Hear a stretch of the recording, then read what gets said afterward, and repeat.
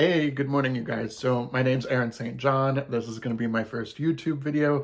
I love sharing queer books. You've probably seen me over on my Instagram. This is going to be my 5 favorite books so far of 2024. So these are my 5 favorites of 2024 so far. I'm not gonna rank them in any particular order, but I just wanted to talk about them. I read Together in a Broken World by Paul Michael Winters probably back in January. I sped through this book so fast. I had it on my Kindle because it was an ARC, which is advanced reader copy, if you don't know. Authors just send them out before books come out to kind of get hype. I read this one. I was probably like 20% in, and then next thing I knew, I was 85% in. So yeah, it was great. So this is a post-apocalyptic. It's 2 dudes. One is kind of like running from a group of like military people, and the other one's holed up in a small town. So there's zombies in this one, but there's like not a lot of zombies. Like, if that makes sense. It's not like Walking Dead level zombies. It's more like barren wasteland with zombies around, but not all the time.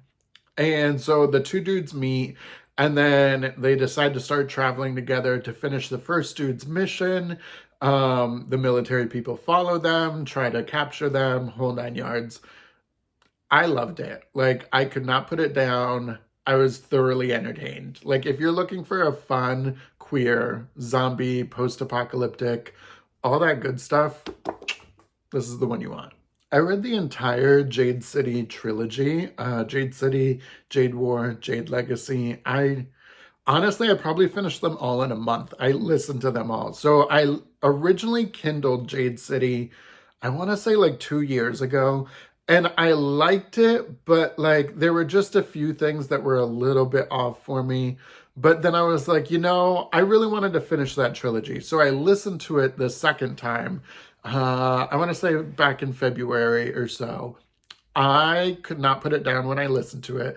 Then I sped through Jade War and Jade Legacy. So if you don't know, this is like a Japanese style, like inspired by Japan, style mafia. It's set in like roughly the 1970s type era. So they have planes and phones, but it's definitely not like modern day. I loved the magic system because it wasn't big and crazy. It was more like just enhancement. You had like they could run fast, hit hard, kind of like steal their body from like knife attacks, jump fast, jump higher, all that kind of like good stuff. And then their only real like offensive stuff with the magic was called deflection. So they could actually like throw their hand and deflect bullets, which, come on, that's not the coolest thing ever. So this story follows the Call family, which is there's 2 clans which are like mafia type clans. The No Peak, which is the Calls, and then the Mountain Clan. And so we're following the No Peak clan. You have Call Hilo, Call Shay, and Call Lon. And then there's also Andon, who is like an adoptive cousin, not really. It's like a boy that I can't remember how old he was, maybe like 8 when his parents died, and then he was adopted like into the family. So he's like part of the family, but like, you know what I mean? Like adoptive brother. And then so shit kind of goes down, and then in this one, it's more like contained in like a 9-month span of like a battle for the city between the 2 warring clans. And I was thoroughly enjoyed by this. And then the next one, Jade War, is probably the best of the 3, which is surprising since it's the middle one.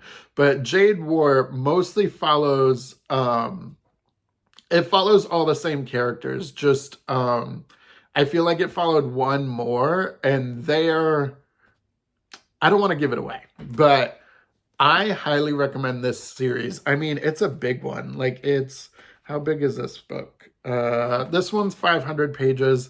It's got to easily be like almost a 1700 page story in total. I was so thoroughly invested. My only complaint of this series is I think there should have been another book. Um, and that's a not a bad complaint to have. You know what I mean? This book took place in about 9 months. Jade Ward takes place over at least 4 years, I want to say. But then Jade Legacy takes place over 20 years following like the kids growing up into adults and like the whole 9 yards. The only complaint I have is I wish book 3 was split into like a 3 and a 4 so that way you could get to know the kids and stuff more, but that's not a bad complaint to have. A Darker Mischief is my first first time reading dark academia. It's by Derek Millman. I devoured this book in a single day. I could not put it down. I went to my parents and it was like 10, 11 a.m. I'm like, okay, I'm going to go down and read on the boat. And then I was chilling on the boat. And then next thing I know, we're going to dinner and I'm 200 pages into this. And I'm like, oh, I'm going to have to finish this tonight. I could not put it down. So, small town boy. He's poor from Mississippi. He goes to like a rich boarding school in Connecticut. And then he meets a cute dude named Luke. This is the poor boy, Cal. And then that's Luke. Meets Luke. They're both trying to join this super like top secret society that the society claims it's to explore the lost ruins of the like campus, but like there you can definitely tell like there's something more going on there. And then this book actually starts with the main character going down into a basement and I believe it's the vice president's daughter is being held hostage by him. And he's like, don't bite me this time, bitch. And I'm like, what? Like, that's the start of this book. So the whole time I'm like, why is he going to do that? And I love when a book starts like that. So, and then when it finally like was revealed what happened with that, I was like, oh, like this book had me in a chokehold and I highly recommend it. Over the summer, I read Cursed Boys and Broken Hearts. This is a YA rom-com. It was super cute. So Adam Sass is the author. I've read his other books. I always love his writing. This is not necessarily a sequel, and you don't have to read. So the first book was 99 Boyfriends of Micah Summers. And in that book, spoiler, he breaks up with the main character, Grant. And then so this is Grant's book. You can completely read this book without knowing anything about the first book. I just think the first one helps inform like a little bit of what happened because like it does talk about events in it, but like context clues, you'll be fine without reading the first one. This one was so good. So Grant has depression and he's sad and lonely and he's spending the time in Chicago because that's where he's going to school at like an art school. But it's the summertime. So he goes to his aunt's motel, hotel, winery, vineyard thing a couple hours away. But the motel is failing. And then so him and so they were besties when they were like 13 and they both had crushes on each other, but then there was a big old fight and they like broke up and stopped being friends. He is at the motel working and then so now they got to work together. And I was like, love. And I'm not usually one for second chance romance because I'm like, why didn't it work the first time? But like seeing it be two boys that were like 13 and had big crushes on each other and now they're 18 and still have big crushes on each other and like that back chemistry, I actually really enjoyed that. So basically they're working together. They're kind of like hashing out the old problems that happened. And then, I mean, it's a rom-com, so you know that they're going to slowly fall in love. So yeah, 10 out of 10. The thing I enjoyed most about this was the talk about depression though. And like, it was really honest and raw and like messy, but in like a good way. Like how you want it to be.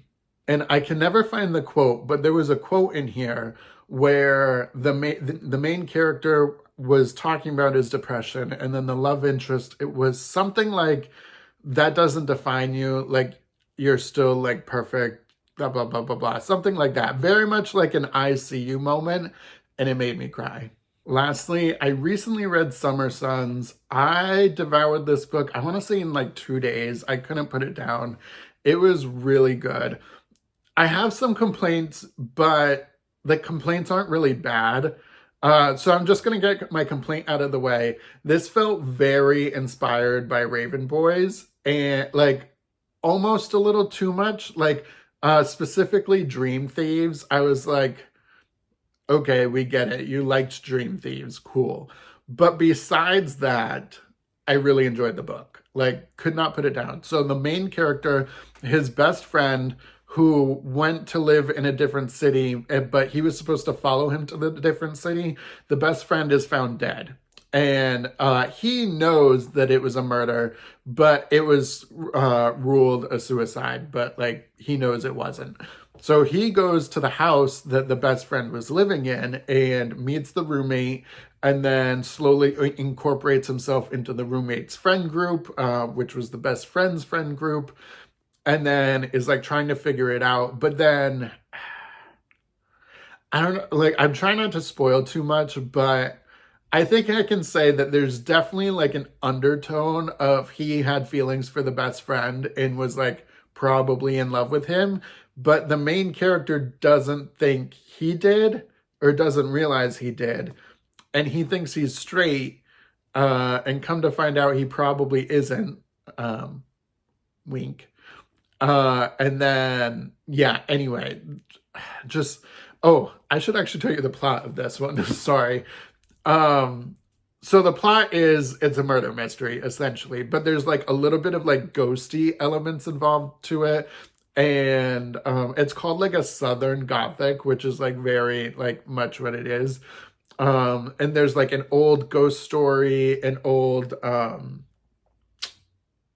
queer Southern Gothic, Appalachian street racing, academic intrigue. Yeah, basically give it a try. That, I don't even know. Like I also, sorry, total tangent. I have my first fictional man crush from this book. The love interest, who I don't want to give it away because I was trying to figure it out for like half the book who the love interest was. But then when I finally figured it out, I was like, yes, that's my new fictional man crush. So yeah. These were my top 5 of the year so far. I hope to read a few more by the end of the year. Follow along for more queer book recs, and let me know in the comments which one of these you want to read. Love you, bye.